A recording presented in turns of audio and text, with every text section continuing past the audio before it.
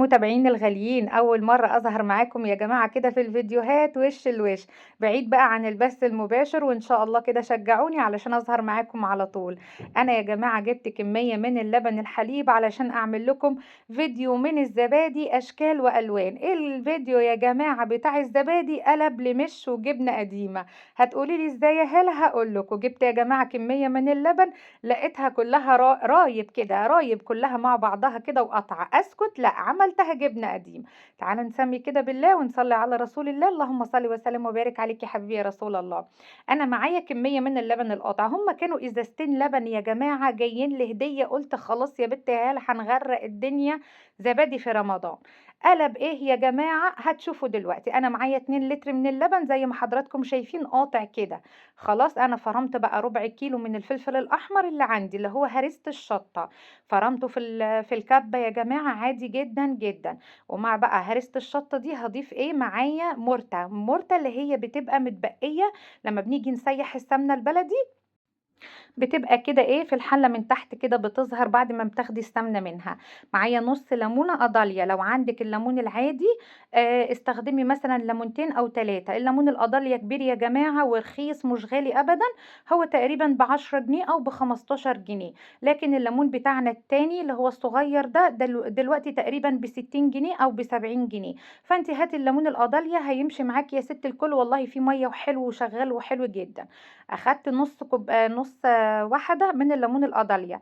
هجيب بقى الملح وهاخد منه 5 معالق، فيما يعادل تماما يا جماعة كوباية من الملح. كوباية من الملح. وما تفتكروش يا جماعة انه كده هيبقى مملح. معايا ملح الليمون اللي متخصص بقى للاكل، وانا قبل كده قلت لكم في ملح ليمون للاكل وفي ملح ليمون للمنظفات. خلاص هاخد منه بقى نص معلقة كده كبيرة. معايا كركم يا جماعة زي ما حضراتكم شايفين. انا عندي الازاز الصغيرة بتاعت البهارات دي يا جماعة، انا بكتب عليها علشان دايما ايه بتلخبط فيه، بيبقى بهارات الوان بعض كده، فانا علشان اريح دماغي بكتب عليها. انا اخدت معلقه من الكركم ومعايا كمان معلقه من الشطه اللي هي الشطه السوداني المجروشه. طبعا كلنا عارفينها دي بتبقى مشطشطه جدا يا جماعه. كل المكونات دي علشان نعمل مش حلو ونعمل مش صحي. ما نعملش حاجه يا جماعه اي كلام علشان خاطر ما يبقاش فيها بكتيريا. هنضيف يا جماعة كمان معلقة من القرنفل أو المسمار، في الدول العربية بيقولوا عليه المسمار. هنقلب الكلام الجميل ده كله مع بعضه تقليبة حلوة جدا جدا. خلاص. طيب هتقولي لي يا هلا ايه فايدة الكركم وفايدة القرنفل وفايدة الشطة؟ هقول لكم ده مضاد حيوي طبيعي.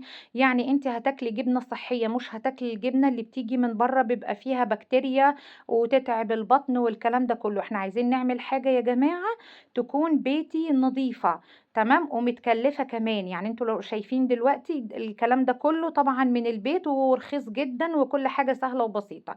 هنسيبه على النار يا جماعة نص ساعة بالظبط على نار عالية. خلاص. واول لما يبتدي يفور كده هنهدي عليه النار ربع ساعة كمان. هتلاقوا السمنة بتاعة اللبن والمرتة يا جماعة طلعت لفوق كده واللبن نقص شوية على النار. هنضيف عليه كوباية كبيرة من الدقيق الذرة. دقيق الذرة يا جماعة مش الدقيق العادي، لا، دقيق الذرة اللي بيبقى خشن، بيبقى بخير وما بيبقاش منخول. هنفضل نقلب في الدقيق مع اللبن كده على النار لغاية لما نتأكد ان القوام والدقيق كده الريحة بتاعته خلاص طلعت، ما يبقاش مثلا ريحة المش دقيق. هنقلب كويس جدا ونسيبه 10 دقايق على النار. المش كله هياخد معانا كله على بعضه كده نص ساعة. ربع ساعة هيغلي وبعد كده هنهدي النار ونسيبه كده تقريبا 10 دقايق، وبعد لما نضيف الدقيق هيقعد 5 دقايق على نار هادية جدا جدا. وهنسيبه ونغطي عليه لغاية لما يبرد تماما تماما. هتلاقوه متماسك كده معايا زي ما حضراتكم هتشوفوا دلوقتي في الحلة وانا هوريه لكم على الطبيعة. على فكرة الموضوع سهل يا جماعة وبسيط جدا جدا، يعني ما فيهوش اي افتكاسات. والمش سهل، ما تستتقلوش الحاجة، يعني الحاجة مش تقيلة معاكم. ولو انتوا وصلتوا لغايه دلوقتي يا جماعه ما اشتركتوش في القناه، ما تنسوش تشتركوا في القناه وتفعلوا زر الجرس علشان خاطر الفيديو يوصل لكل اصحابكم. شايفين بقى المش تقيل ازاي؟ طيب هتقولي لي يا هلا المش بيبقى اخف من هنا، اخف من كده بكتير. هقول لكم يا جماعه طبعا البطرمان ده كله مش هياخد الكميه، يعني قصدي البطرمان هيبقى كبير على الكميه. طيب هنخففه بايه؟ عندك مثلا لبن رايب، عندك جبنه رومي، عندك قشر استفندي، عندك شطه عايزه تحطيها، عايزه اي حاجه تضيفيها على البطرمان علشان يبقى متعتق وتاكلي جبنه نظيفه، لازم تعملي اللي انا بقولك عليه: قشر برتقان، قشر استفندي، شطه حمراء، شطه خضراء، اي حاجه، شطه قصدي الفلفل يا جماعه علشان نبقى واضحين مع بعض. تمام. هنعبي كده البطرمان، وكمان عندي انا قلت لكم عندي ازازتين لبن رايب. هتشوفوا دلوقتي انا هعمل فيها ايه.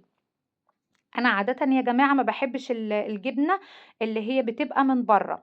دايما الولاد بيبقى فيه كده بطرمانات عند الناس اللي بتوع الالبان، بيبيعوا الجبنه اللي بيبقى الجبنه بمش، اسمها جبنه بمش. تمام، هو ده المش اللي انا عملته يا جماعه. شايفين ازازه اللبن اللي انا بقول لكم عليها؟ يعني الحمد لله يا جماعه، ازازتين جم هديه وطلعوا بقى يعني ايه، رايبين، يلا الحمد لله. برضو مفيش حاجه هتخسر ومفيش حاجه بتترمي عندنا. انا هاخد بقى شويه من الازازه دي. بصوا اللبن فاصل عن الميه بتاعه اللبن، الشرش يعني في الشرش لوحده، واللبن ساقط لتحت لوحده، في لبن كمان فوق. انا هعمل ايه؟ هاخد يا جماعة نص اللبن ده، هتشوفوه دلوقتي معايا وهعمل بيه ايه، والنص التاني كمان هعمل بيه حاجة حلوة وهنزلها لكم ان شاء الله على طول. يعني انا مش هستنى، دي حاجة يعني بصوا دي ما بتخليش حد يستنى خالص خالص. هتشوفوها معايا ان شاء الله في الفيديو اللي بعد ده او اللي بعده بقى. يعني بصراحة انا صورت بس لسه بقى ايه، الفيديو منزلش. خلاص هاخد كمية من اللبن اللي قاطع ده يا جماعة، وبعد كده بقى هضيفه على المش. لو انتوا عايزين المش ده يا جماعه تخلطوه بالجبنه العاديه اللي هي الجبنه البراميل الحادقه، او بعد كده تهرسوها في الكبه وتعملوها بطرمانات في التلاجة، مفيش اي مشكله. تمام. لكن انا عايزه يعني اخلي البطرمان عندي متعتق لسه، كمان هضيف عليه حاجات. يعني في حاجات عند العطار اسمها قاتل للدود. قاتل للدود ده يا جماعه بيبقى عباره عن خشبه، مش بودر ابدا. ما تجيبوش البودر ده يا جماعه، مش صحي تماما تماما. هاتوا كده، بتبقى عباره عن خشبه صغيره، انا معرفش اسمها بصراحه يعني. تمام. تجيبوها وبعد كده تنضفوها كويس جدا بالميه، وبعد كده تحطوها في شاشه وتحطوها في قلب البطرمان. ده عمر ما هيخلي البطرمان فيه ولا دوده ولا اي حشره ولا اي بكتيريا ولا اي هاموش من اللي احنا بنشوفه ده يا جماعه. خلاص. وبعد كده بقى عايزه تحطي جبنه قريش، هتحطي عليها الاول ملح كتير وبعد كده تضيفيها على الجبنه. لو هتحطي مثلا جبنه براميلي، على طول هاتي من الجبنه البراميلي قطعيها على حسب انت عايزه تقطعيها كبيره ولا صغيره، وبعد كده تضيفيها على المش ده. انا هاخد كده كوبايه، اركنها على الجنب. الكوبايه دي يا جماعه انا هعمل بيها قرص طريه. خلاص. وباقي كمية اللبن الحليب ده هضيفه على المش علشان يخف معايا شوية ويتعتق. خلاص. كوباية الملح يا جماعة مش هتخلي المش ابدا ابدا مملح، عشان تكونوا عارفين انا ما بحبش المش اللي بيبقى فيه كمية ملح مش طبيعية. تيجي بقى تاكلي قطعة الجبنة تلاقي تاني يوم ايدك منفوخة من كتر المية اللي فيها، من كتر الاملاح. لا احنا مش عايزين كده يا جماعة. خلاص. هضيف بقى كمية الشرش ده كله على البطرمان. احنا كده عملنا، بصوا، بطرمان مش من لا شيء، يعني كل حاجة من البيت، كل حاجة موجودة. ما تشتروش حاجة من بره يا جماعة، كل حاجة مش صحية، كل حاجة مش من تحت ايدينا، مش حلوة ابدا. هقلب كده زي ما حضراتكم شايفين الشرش مع المش، وهيخف معايا شوية بشوية. عندك بقى اي حاجة في التلاجة ضيفيها عليها. بس بلاش يا جماعة موضوع الجزر، ان انتوا تضيفوا جزر او تضيفوا طماطم او الحاجات دي كلها، لا بلاش.